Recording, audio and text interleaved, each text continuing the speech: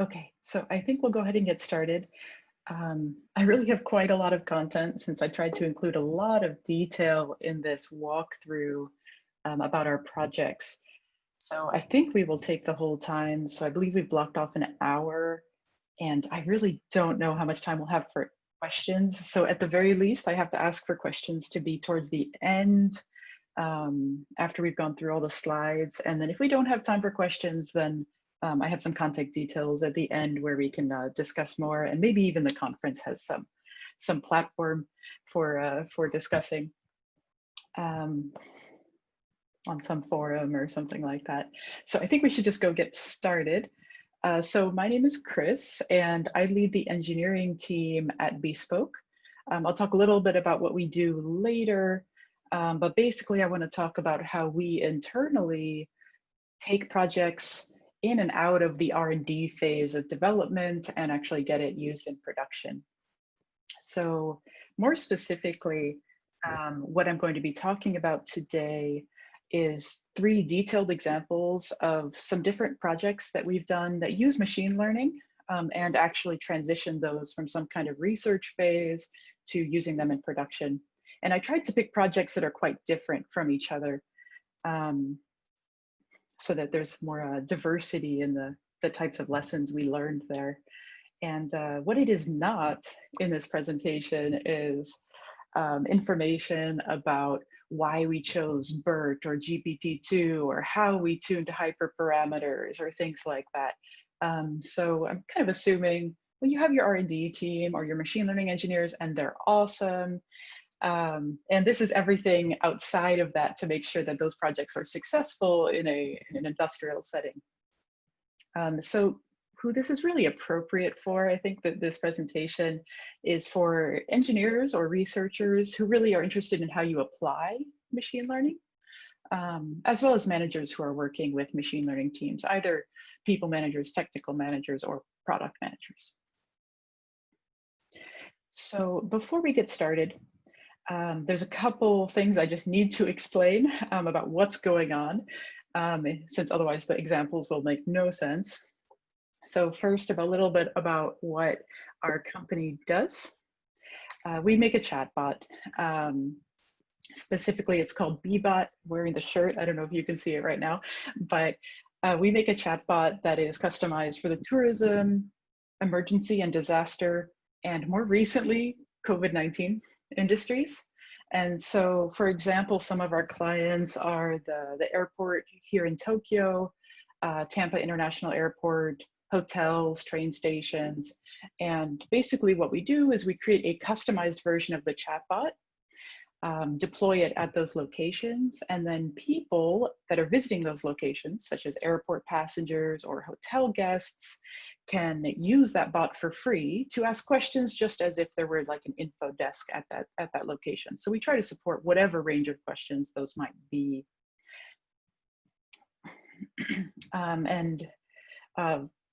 For the most part, we have no user accounts, so everything is anonymous when we get data, and we don't store anything like personal information, and we don't sell that data to any other companies.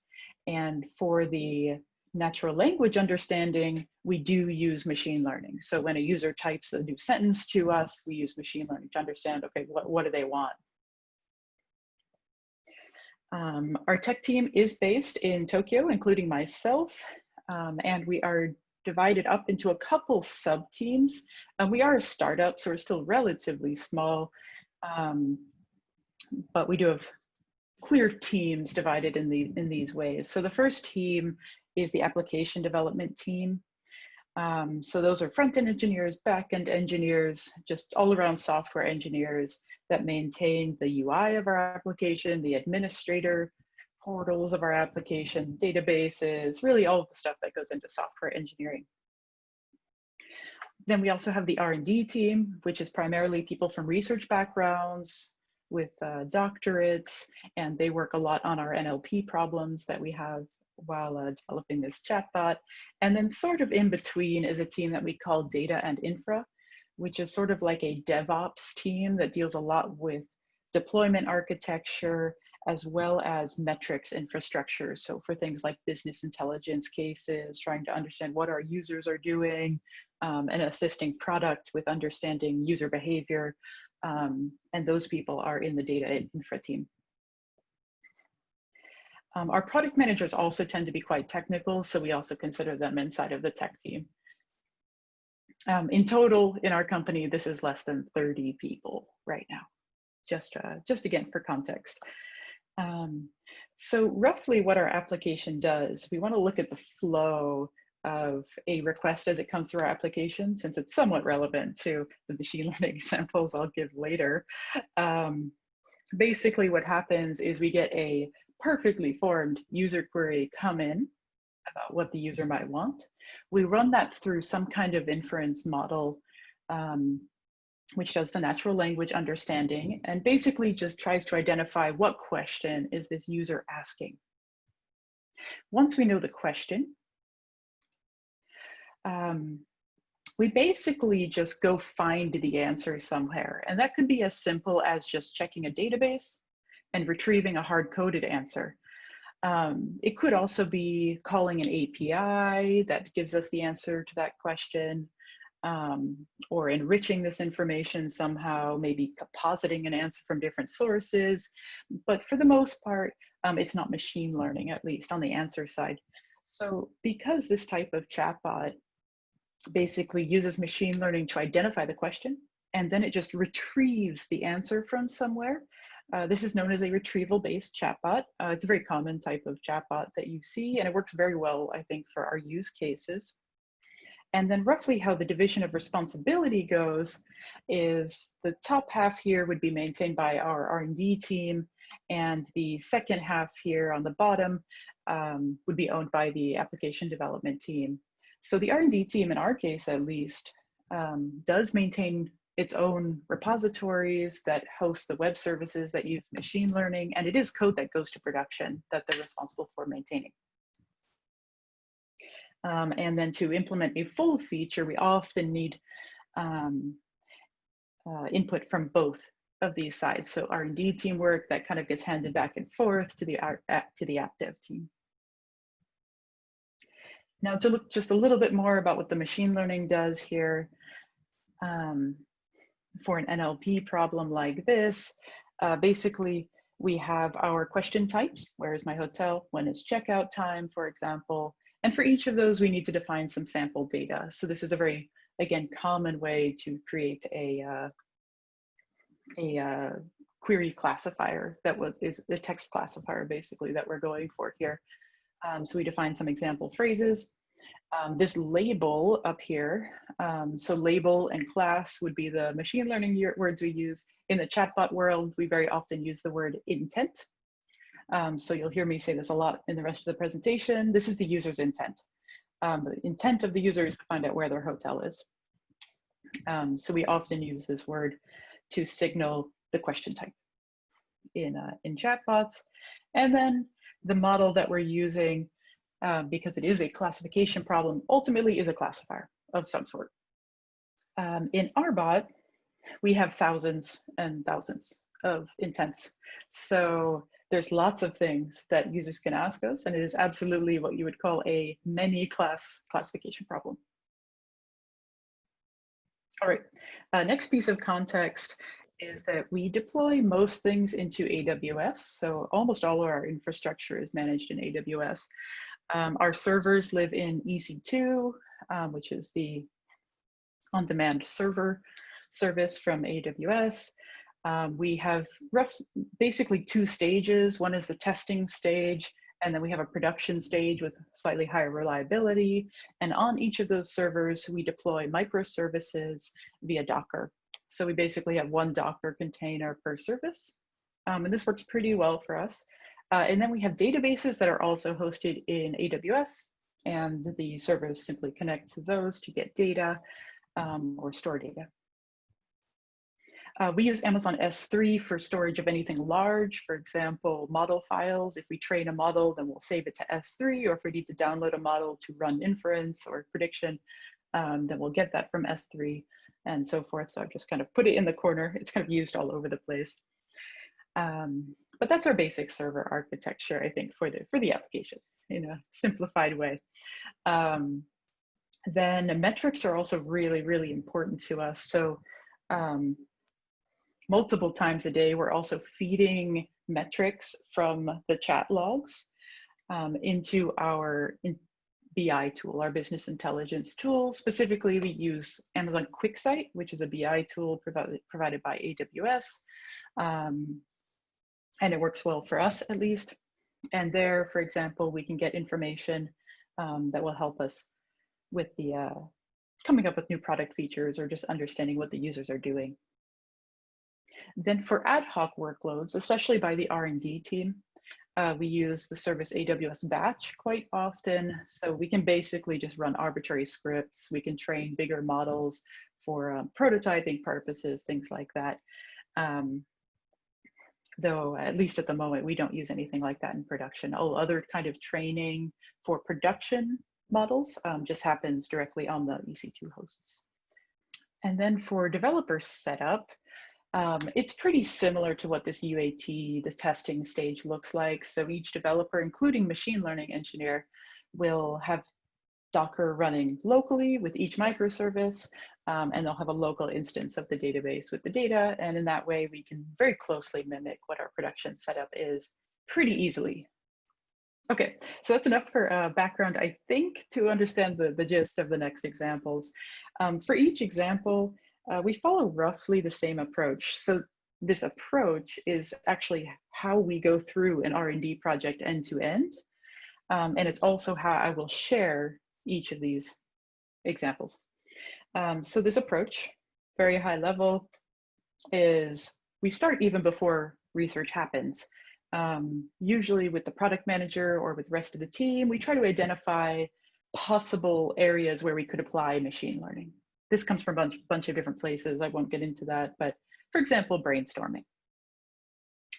Then once we have an idea that we feel like this could be appropriate for machine learning, we move to the R&D research phase. So it really gets handed over to the R&D team. We give them lots of freedom to research what they think makes sense.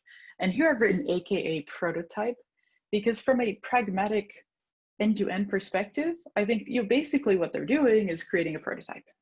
And by prototype, I mostly mean it's a script that generates, for example, JSON output, and that JSON output is the prototype that we will review about how this thing would work if we were to actually implement it in production. But from an R&D perspective, this stage really involves all of the classic research areas like literature review, trying to reproduce results that we found in recent literature, trying out different algorithms, things like that. So this research phase can take different amounts of time, anywhere from 2 weeks to 2 months, or even longer, I guess, depending on what it is.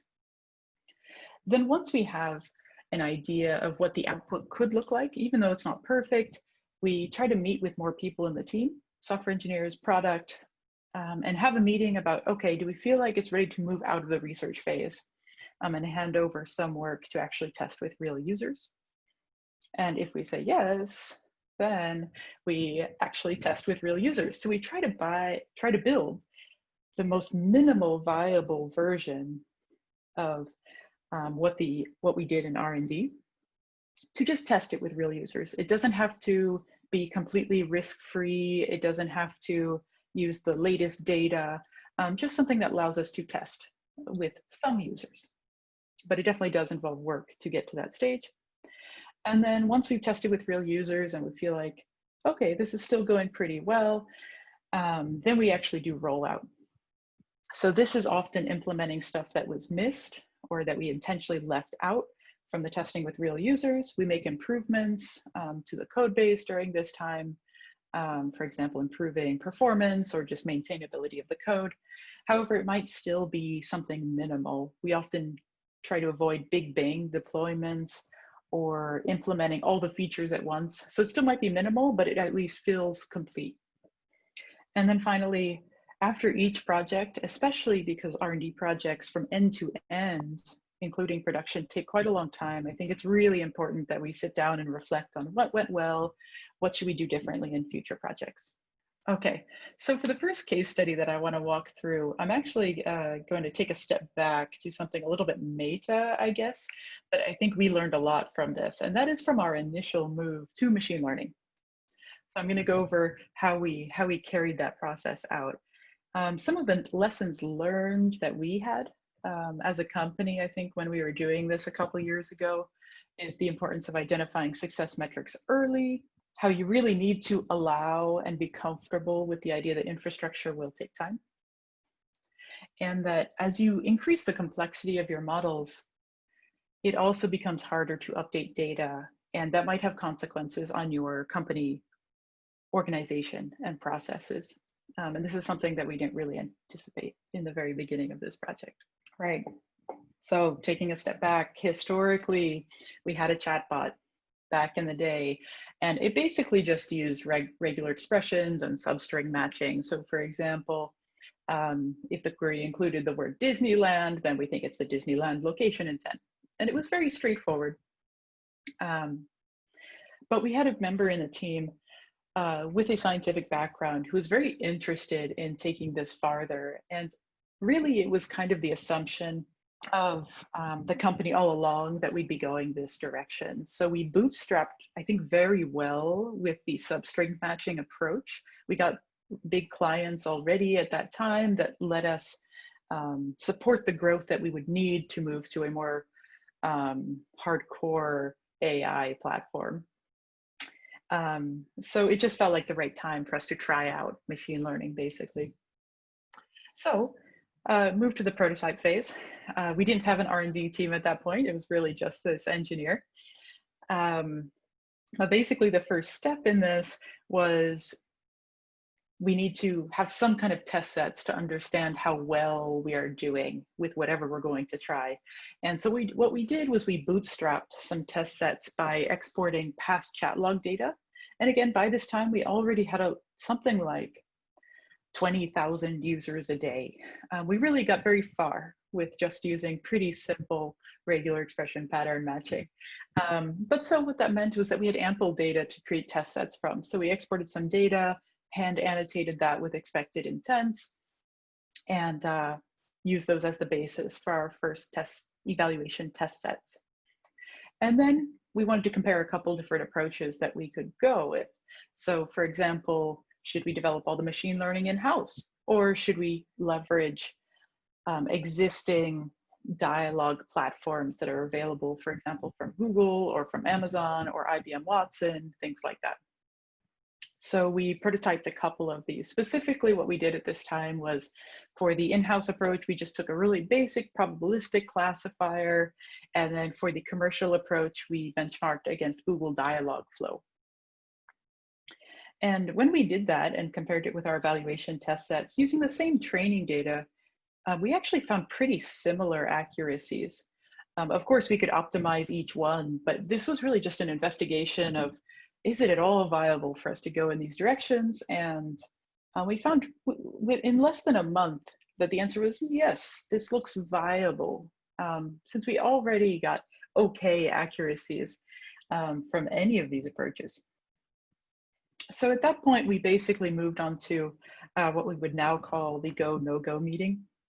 And in this case, what that entailed was comparing the three approaches. And I say three because one of them is still sticking with no machine learning. And no machine learning has some pros and cons. And so we basically compared each of these. So the pro of no machine learning is it's just easy to understand and update. And I can't emphasize how important this point is. So it really shouldn't be underestimated. But it is the sole important benefit, I think, of sticking with no machine learning here. But on the downside, we had already sort of hit the ceiling of improving the performance of the chatbot using this way. So for example, using pattern matching like this, it gets quite tricky to differentiate between users asking for the location of Disneyland or the Disneyland opening times. You have to be quite clever with some of your data going with these methods. And so it wasn't really scalable if we wanted to keep improving the performance of the bot. And again, just because of the the time in our company growth, this was good timing for us to consider something a little bit more bold. So going for Dialogflow has some advantages, and the biggest ones are about it's a maintained system by smart engineers at Google. And we wouldn't need our own team of machine learning engineers per se. We could just hand off that work to the service Dialogflow. It's not really no infrastructure. You still need to integrate with Dialogflow, and at least in our case, we add a lot of kind of enriched data onto the user experience. So there's still a fair amount of infrastructure that we'd still have to support, but a lot less of the pure machine learning infrastructure. But on the downside, we would still be limited by some of the restrictions of Dialogflow. So for example, they have maximum number of intents that they support, or we had a user, a client that was interested in Arabic language, and that's not one of the languages that Dialogflow supports. So there are some restrictions that would be imposed on us. And still one of those most important features of the bot that determines its performance is actually the data, the training data, and the type of responses and how good you are at designing conversations, rather than the back end. So we'd still have to do that part no matter what. And again, that's infrastructure and software. So we don't get away completely free by choosing one of these pre-built backends. And then for the in-house approach, what it has going for it is primarily that it's very customizable for the user experience that we want. So some examples of customizations that we have done is we've done a lot of tweaks, for example, for recall versus precision, or how sensitive it is to out of class detection when it doesn't know the answer. Another thing is that we can much more easily inspect what the algorithm is doing inside. So for example, maybe it doesn't have a very good probability for any of the intents. So we're not really sure which one is best, but we could pick the second best or the third best and ask the user about both of those. Did you mean this one or this one? Because we have access to some of those internal probabilities that that the bot is predicting, and we don't necessarily have that kind of internal information to leverage to try to improve the user experience with the commercial platforms. So that's the number one pro of an in-house solution. But of course, we need to build our own machine learning infrastructure and a whole team of machine learning engineers to help support this and improve this as we go, since we knew that we wouldn't stick with the super simple probabilistic models forever. In the end, we decided the customization and the timing just really made sense for us. So we did go with an in-house solution, and we still have that today. Still building on that solution today. So this is the no-go meeting. We decided, okay, we know our direction. We want to actually try this out now. Specifically what we did for testing. I wouldn't call it testing against real users per se, since what we did was something like a shadow service. So we have our normal service. The user's input comes in, it does some stuff with the regular expression matching, finds the answer that the user wants and returns it. So this is the standard service before. And so what we did for the shadow service was add a piece onto the end. So we would forward the user request to a new service. We would run the machine learning algorithm to do a prediction and try to figure out what the intent of the user was. We would log that, but not return it. So the users would never see the new information, but in our logs, we were able to very easily compare with this real user query that came in. The old way would have returned this, the new way would return this. And so we could very easily compare the old and the new approaches. Specifically, we used AWS Lambda, which is a serverless computing service from AWS. It's really nice if you haven't tried it before for especially ad hoc functions. So you can basically just go to Lambda, copy and paste some code into a text box, and it can run a function. You get a web service URL. So it's very quick to just demo a web service. So it was really appropriate for this application where we didn't want to build out a whole new microservice. And one of the reasons we also went with Lambda is because it just gave us a lot more flexibility in not committing to a specific tech stack. So our existing code base was in Ruby, as Ruby's a really popular language here in Japan. But we didn't want to write our machine learning code in Ruby. But rather than trying to find Docker containers and install all the libraries that we wanted for machine learning, it was just easier for us to take something that already has a runtime for Python, which Lambda does, as well as a couple other languages. And so we built this out, this whole shadow service. It did not have training, so it was just prediction here. And what we found is that after running this for roughly a month,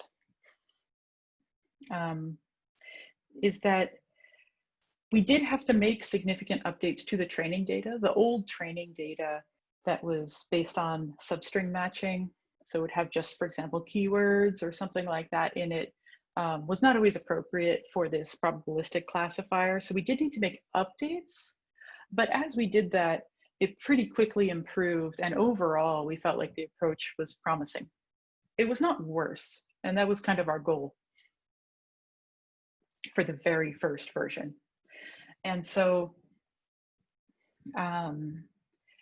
after testing, we decided, okay, we still want to move forward with properly rolling this out and replacing the old service. We did try to keep it still minimal, so we still considered it something like the first phase of this rollout, but at least it's complete. So we still stuck with the simple probabilistic classifiers. Again, we're not trying to make something better than what we currently had. We just want to swap everything over, and then the new team of machine learning engineers can slowly improve on that. And we stuck with only English. Our bot right now supports Chinese, both variations of Chinese, English, Korean, and Japanese. But for the first versions of the machine learning, we decided let's just do English because it's the easiest for us to do these updates to the training data that we know we need to do. We did at this point have to add training and, very importantly, versioning, which are not trivial, but I do think this is the right time to add them. So when we update the training data, which at least in our case we do roughly once a day, it's very aggressive. We're always looking at user queries and seeing what we can improve by adding new intents or changing training data. So we implemented automated support for that. And basically the rollout plan was update the training data, enable for a client, final tweaks on that specific client, and then move on to the next client. Updates to the training data, this is when we really realized that before we had completely non-tech people updating training data on a daily basis, but it was quite hard for them to reason about what kind of example training phrases were good and which ones were not good. So at this point, we actually had to have more engineers involved with the data updates as well. And again, our goal was to have similar user experience to the old pattern matching way for this initial rollout. So if we succeeded in getting that, we felt like we were successful with this rollout, and we can consider the rollout done and move to the next phase of whatever improvements we want to make, whether that be adding languages or whatever. And at this stage is also when we rewrote all of the code, because the first version of the code was correctly very messy, and it would just not have been maintainable to add new features to that later on. So we went back and we rewrote all of it into a just much more organized set of classes. At this time, we were still running on Lambda, and we did choose to stick on Lambda even as we added these features. But we did run into a couple challenges with that, and I'll just list those here because hopefully it's useful for others as well. So first of all, there's a hard limit on the time that a function can run in Lambda. So at least at this time, it was around 30 minutes. So we had to make sure that our training of models took less than 30 minutes. And we did manage to do this by adding some parallelism and some other very clever things, but clever code is definitely not what helps you have maintainable code. And so this definitely made it a little bit more complex overall. when a Lambda function runs, it also might reuse the memory from a previous run. So if a request to the same function has recently finished, you might get the same variables populated again. And especially because we had these hard limits on the duration, we wanted to leverage that as a sort of caching mechanism. But again, it was just overall quite complicated, quite hard to reason about this kind of asynchronous programming and trying to decide which variables are initialized and which aren't. Next is that there are also limits on how much memory you can consume and how large the packages you could deploy can be. So for example, we did have to not use some Python libraries that we wanted to eventually because it just wouldn't fit in the bundle size limits for the Lambda function. And finally, mimicking the behavior in our local dev environments. It is possible, we did manage eventually, but it was definitely not as straightforward as if we had just used Docker with an exposed web service. So overall, I think this rollout, updating data, doing these rather complex code changes, just based on our circumstances in the infrastructure, took us, I think, more than 4 months. It was definitely a very long tail, considering the research part was more like, let's say, a month with everything there, but then actually rolling it out to users and feeling confident that we're not making it worse for them took quite a long time. So in retrospect, I think some of the things that worked really well for moving to machine learning is that we're overall just quite happy with the decision we took to go with in-house machine learning because of the optimizations that it opened for us, like I talked about, with being able to tweak some of the user experience, really internal in the algorithm. Another big pro for us, and I don't think we realized how important this was at the time, but because we have access to what the algorithm is doing internally, it's much easier to do debug. So we can reason about, oh, the reason it answered with this is because of this reason. We have so much information about what typos it corrected, what entities it recognized and swapped out for generic entities, things like that in the text. So everything that we're doing to the text, we have full access to that. And it's just really nice for maintaining the system over time. And finally, we basically just followed these 6 steps, including how we did the client-by-client rollout for some of our other big projects later. So it kind of set a good example for us, I think. On the improvement side, I think it's quite unclear whether Lambda was a good choice for the rollout phase. I think it was a really good choice for this testing phase when we only had prediction there. But for the long running functions, I think we kind of set ourselves up for a lot of code complexity. And we could have avoided that by, at that point, moving to a dedicated service. We have since then moved away from the Lambda function. And then finally, we did have to make just process changes in the company. And we actually had to hire someone who is a more technical chat designer to really help do the conversation design and design good training data and kind of own all of the intents that are accessible to the bot. And they just needed to be more technical than what we had in the company previously. So it did change our inner working quite a bit. All right, now the next project I want to talk about is sentence completion.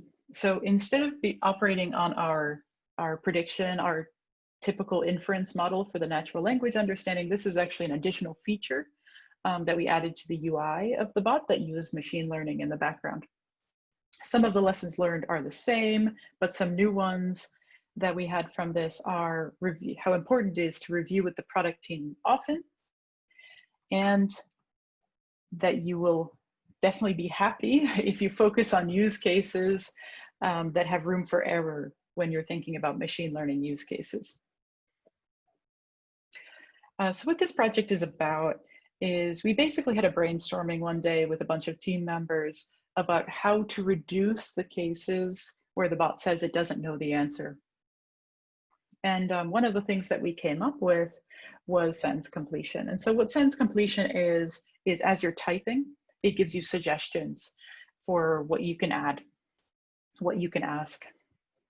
So it's some kind of like real-time help to compose your own query. And this is just very appropriate for machine learning. First of all, if we suggest something that doesn't make sense, it's very low impact. So it's a very low risk project. And that means it's quite appropriate for machine learning because it's okay if we get it wrong. And second, it's just a very tried and true application of machine learning. It's basically a recommendation system. And especially in NLP, these kind of operations to generate the next word, things like that are very common. So it's a very good hint that machine learning might make sense for this project. And in this case, it actually has a couple other good perks as well. So one of them is that it makes our lives easier because people will be sending us fewer typos. Typos are definitely one of our big research areas in general. Second, hopefully users are just more able to compose queries quickly, and hopefully that makes them happier just overall, since they don't need to type on their tiny phone. And finally, we can also insert suggestions so that there's better discoverability of the content, since it's not always obvious to users what types of things they can ask. And in this way, we can suggest things so that users get a hint of what those are. At this phase, already very early on, we also identified one important open question about the user experience, which was, do we want the suggestions to be single words, just the next word, or should they be a full phrase that completes the query and you just submit, enter? But luckily, we actually had machine learning engineers together in the room, and they pointed out, okay, but actually from a machine learning perspective, this is the same. No matter what we predict full phrases, and it's just a UI decision about whether you show just the next word or the full phrase. And so what that meant was we could stop talking about that question, just think about it later, and cut that discussion short. And we could immediately move to the prototype phase. And so again, this is the research and prototype stage. And for this project, what we want to know is, for some things that users might type, what would have been suggested? That's the goal, the output of this this research and prototype stage here. So basically, it's a JSON file with some example text that the user might have typed and what would have been suggested. There were two approaches we wanted to explore from a research perspective. The first one was on the extreme side, no machine learning at all. It could literally just do a prefix match on the training phrases that we use for each intent. So it can just loop through all the phrases in the database and see which ones start with the words that the user has typed in. And on the flip side, the other extreme is completely language model generation, where we take the user's query and then try to generate something that would likely come after those words. But again, thanks to these just being pretty straightforward from a machine learning perspective, even trying out both of these to get some kind of JSON, or I will call it a prototype, took us less than 2 weeks with one machine learning engineer. So at that point, we could already go to the go, no-go meeting and review all of those example cases to see whether we would be comfortable with users seeing that information.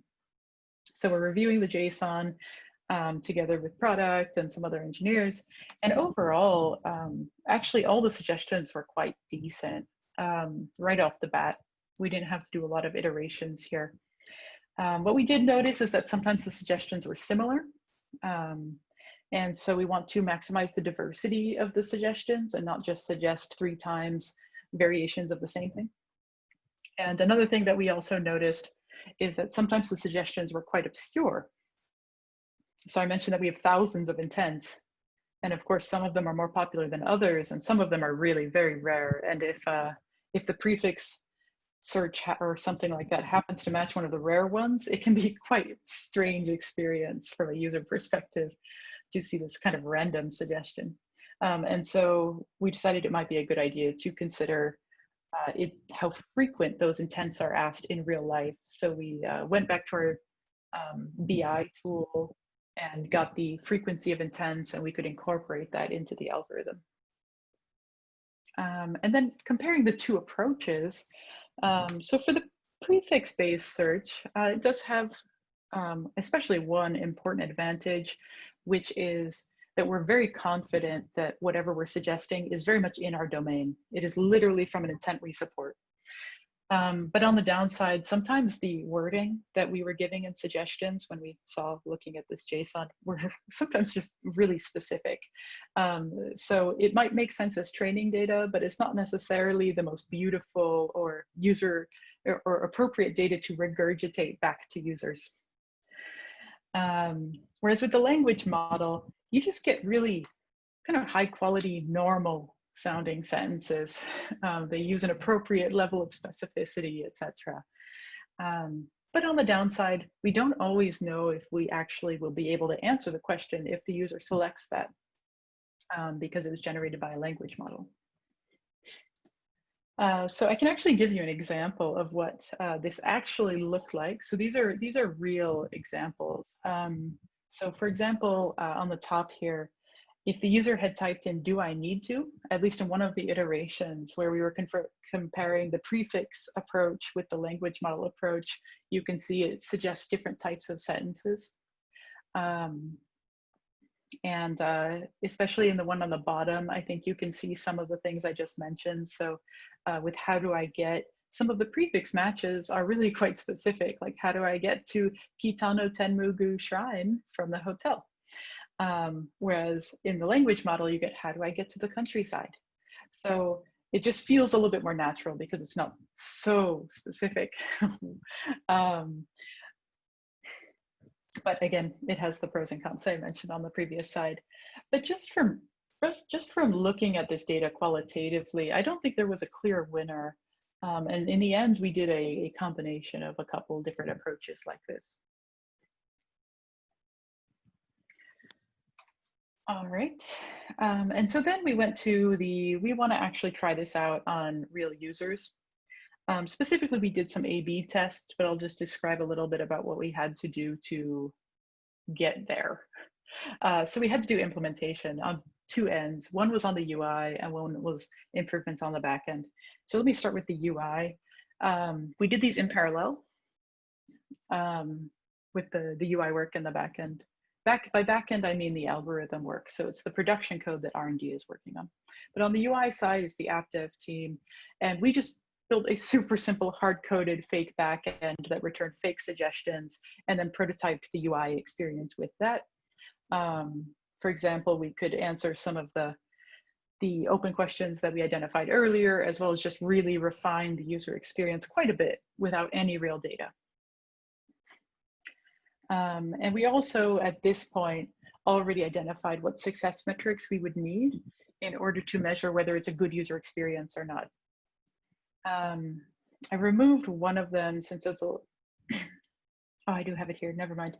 Okay, so we actually identified two success metrics here. I won't go into why we picked these exactly, but the obvious one was we want the unknown rate to decrease. That was the original motivation for this project. Just have the bot respond, "I don't know," less, for example, because there's less typos, or the user is more likely to ask things that we actually know about. And the other thing is that we have a couple different ways that the user can input data. They can click on buttons. It's like quick replies, which is separate from sentence completion, or they can type their own text. And we want them to type their own text because the data is much more rich and we feel like we're helping them a lot more. So we define these success metrics very early. And they might sound straightforward to measure, but they're really not. And I won't go into all of the details there, but I think if we hadn't gone into exactly how we'd measure if this feature would be successful on the front end, we definitely wouldn't have measured all the data we would have needed to make that decision, and we only would have found out later, and we'd have to do the whole test over again. Then on the algorithm side, we scoped down what we really needed just to do the minimal release to customers, just for testing purposes. So for example, don't implement training again. This is actually very much a theme in a lot of our projects. Skip training, just do it offline, manually upload a model to S3, no versioning, nothing like that. So we did the same thing here. We didn't use Lambda this time. We just integrated this as a new service, a new API endpoint in one of our existing microservices. And don't think about performance. It was slow, but just leave it that way. If we do the test and based on our metrics, we suspect that that's influencing them in some way that blocks us from making a decision about moving even farther forward, then we just think about it then, but don't do anything about it yet. It will just be slow suggestions at first. And so when we did this, we actually did see very positive results from the success metrics already in the first version. So we wanted to move forward with rolling it out in general for our customers, but there were still some improvement points. So the first one was we still felt like we were giving people too many suggestions that turned out to not work with the bot. So we wanted to filter out those more aggressively. In fact, we could just do that by taking the suggested user query, feeding it into the inference service that we already have. If it can give a prediction, then allow that to be a suggestion. We went in and improved the overall performance of that code base. This was important, especially because it's just much higher requests per second than the normal free text search, because this is running on every keystroke. And then finally, we did have to implement training and versioning, which takes time, but now is the right time to do it. So overall, I think this kind of work took us about 2 months of mostly R&D work. All right, and then so in retrospect for this project, what went well was it's just overall this project went very smoothly. We almost never had to backtrack. And I think we just have to thank the fact that it's just such an appropriate use case for machine learning. So that really helped us here. It also helped us that we had machine learning engineers involved even from the product idea stage of development. I think we saved time not discussing things that we didn't need to. I think prototyping, especially on the UI side with the fake data, helped us do stuff in parallel. And we, again, saved a lot of time. Postponing as many decisions as possible. I don't know if you've heard this, but in general, it's often a good tactic to, if you can, postpone a decision and it's equal amount of work to do it later as now, then postpone, because you'll make better decisions later. So the fact that we could defer a bunch of decisions also helped us here. And reusing a repository rather than trying to create new microservices. I know it sounds like there shouldn't be a lot of overhead creating a new microservice, but that's often not the case. And at least in our case, it definitely helps us that we just reuse repositories rather than trying to create new dedicated microservices every time. And there's not a lot for me to say about improvements, but I suppose we could have anticipated the high unknown rate earlier. But overall, I think we didn't waste a lot of time by addressing this during the rollout stage instead of during the testing stage. All right, so the third project I want to talk about, and the last project, is called question generation. And again, there's some of the lessons learned are similar to previous case studies that I just covered, but one of the important ones that came out of here is the importance of focusing on just one use case at a time. If you want to actually get something all the way into production. Again, we have this notion of delaying some decisions until later. And in this case, it was don't talk about how to integrate unless the use case is clearly feasible. And finally, don't underestimate approaches that don't use as much machine learning or are more naive, since in this case, we actually backtracked. So what this project was about is, if we go back to what I described as the input data for our normal prediction model, we have all these training phrases. And the problem here is that it's significant human effort to come up with good training phrases for how a user might signal those intents. And so the idea is generate as many of these training phrases as possible. And there's actually two potential use cases here.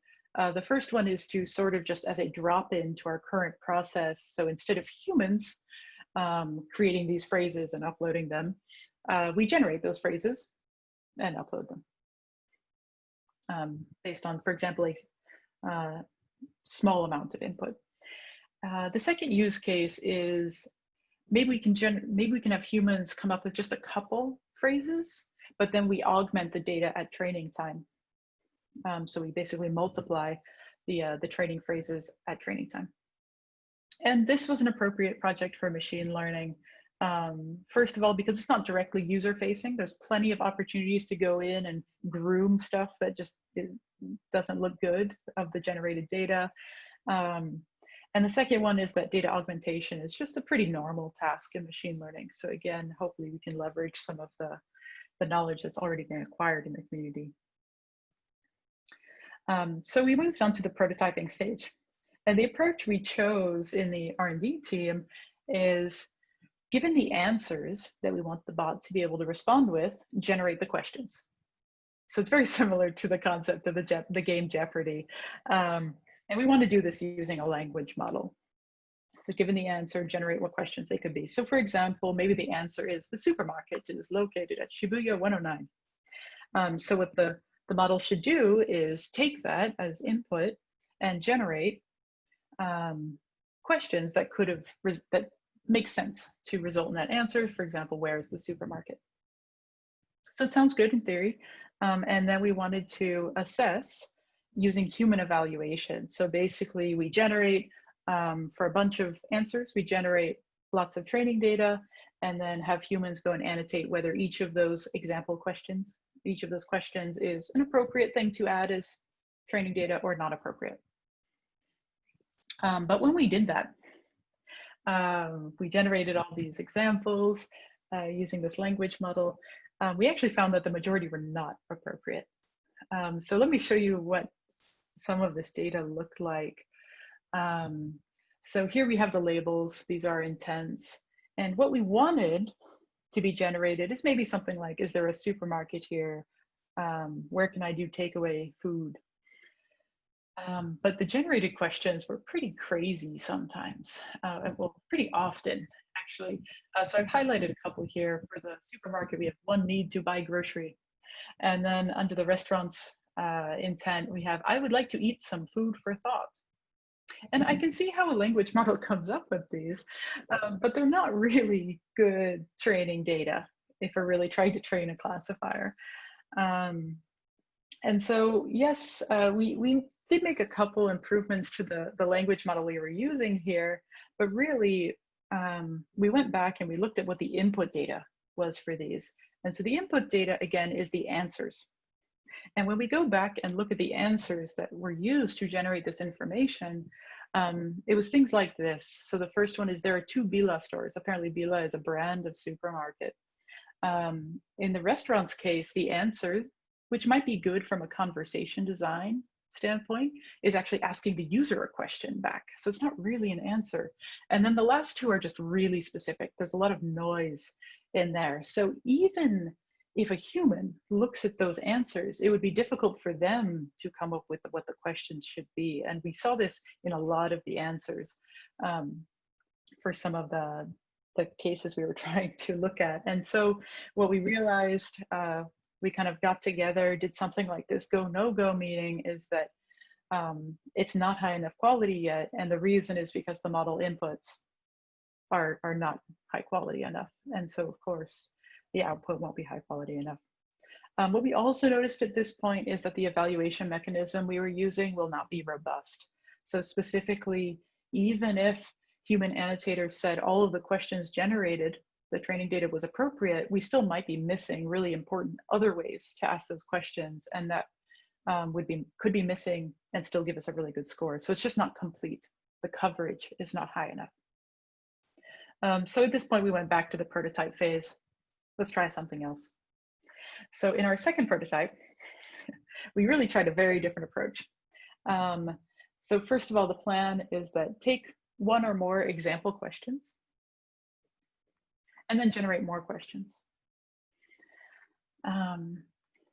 So specifically, what we decided to do here was identify discrete question types using a couple different methods, just crawling over our data. And once we have those question types, create some templates. So really just a rule-based, very little machine learning approach, at least as the first phase, and see how that does at generating questions. And we also wanted to add additional go, no-go criteria, so success criteria, because of this completeness issue that we identified earlier. And specifically what we did here was we wanted to use the accuracy. We wanted some measurement of accuracy to tell us if it's good or bad. And what we did was we defined realistic upper and lower bounds for what machine learning could achieve in these cases, and what would not be a realistic. So as an upper bound, we decided in a perfect world, we would generate something that is equal accuracy to if a human did it.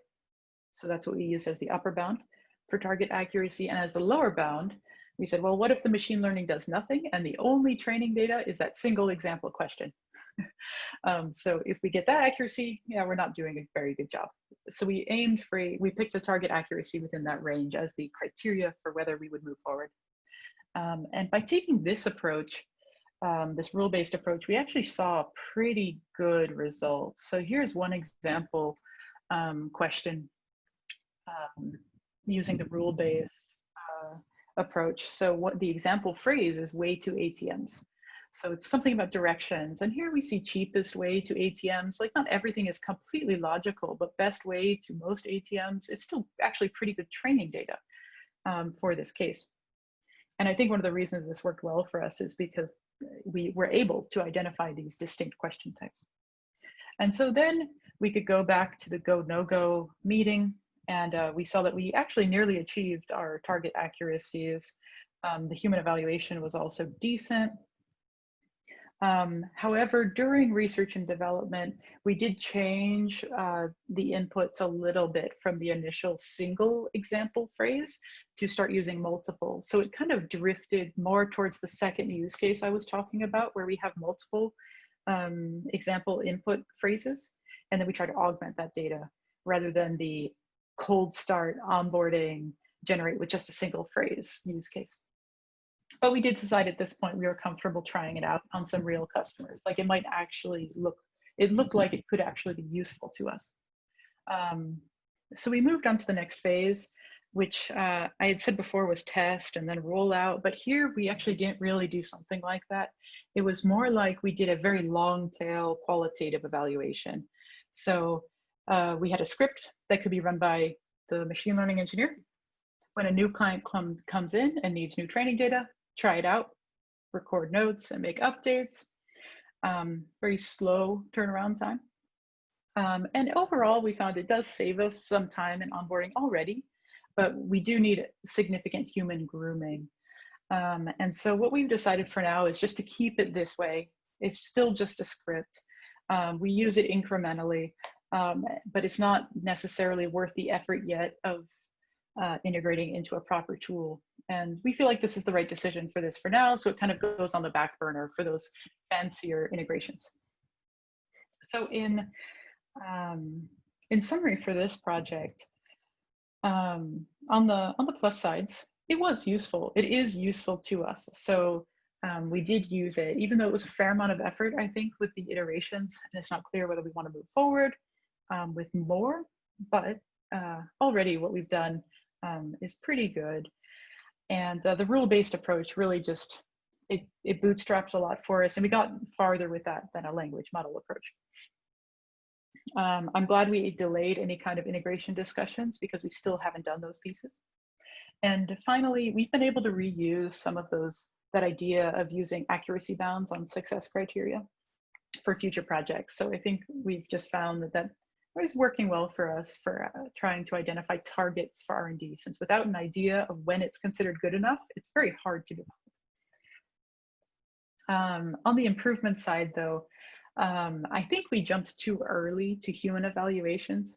So this is of course an important technique in actually publishing research. You need independent evaluations with large sample sizes. But I think we got, in our case, it wasn't necessary, and we got all of the insights we needed to just from skimming over some of this JSON prototypes.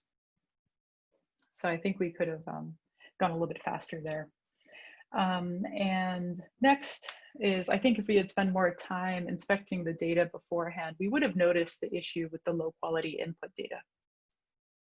And finally, overall, the project took a while. There was kind of a lot of churn going back and forth between the inputs and things like that. And I think one of the root causes of this is that we were straddling these two use cases, the idea of the cold start, generate questions from the start versus augment the data during training. And I think it would have been better for us if we had instructed the R&D team to focus on those serially. See if you can get something working for the first one, only when you decide it's not worth it, for example, from a go, no-go meeting, then move on to the second one, as opposed to kind of swapping in and out of those. So in conclusion, there's a couple different lessons learned that I covered here. I'll just list them here. I won't read them all again, I guess, just for the sake of time. But basically, a number of these, I think, are just things that we now keep in mind whenever we want to plan a new R&D project. And without these things, without taking these into account, it's just a lot less likely to be successful. And so it's kind of combining these with the approach, the 6 approach steps that I talked about that we feel like are working well for us right now. Those are on the next slide as well. So I think those combined, separating the use cases and focusing on those and having these iterations of go, no go with very simple prototypes, as simple as possible, and things like delaying training until the end, I think have really helped us in general in our R&D projects.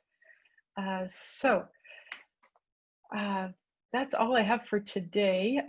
This is on the right side here, the 6 approach steps that I mentioned. And again, feel free to send me an email or something like that if you have any questions, since I don't think we have any time for questions in the chat right now, or contact me on LinkedIn or something like that. So thank you very much. I hope some of this is interesting to you. I know I always really love hearing about examples from other people. And I like to give back. Okay, so thank you very much. I'm not sure if the moderator comes back right now, but otherwise, have a great time at the rest of the conference. I think there's a lot of really awesome talks. Thank you, Chris, so much for the talk. We really appreciate it. Yeah, my pleasure. Thank you very much, and have a good day or night or whatever time it is where you are. Thanks, everyone. We'll see you at the conference. Thank you. Bye.